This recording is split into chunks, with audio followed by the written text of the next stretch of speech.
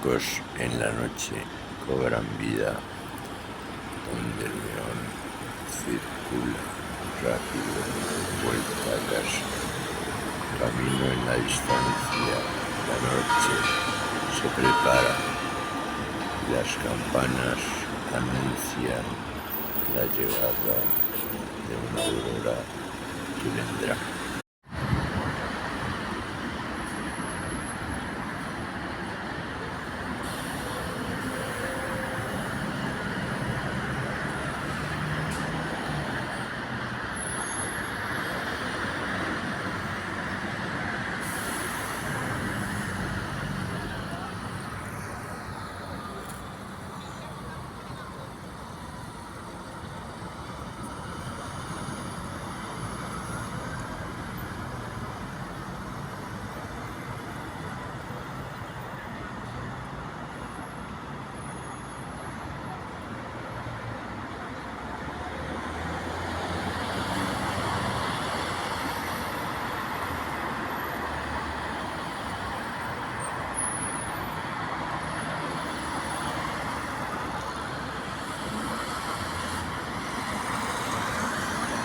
Mástiles a la búsqueda de un sueño, devaneos de la brisa que trae el destino,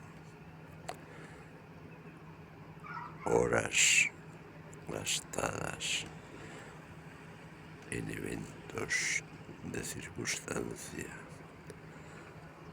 donde el destino puede poblar sensaciones nuevas.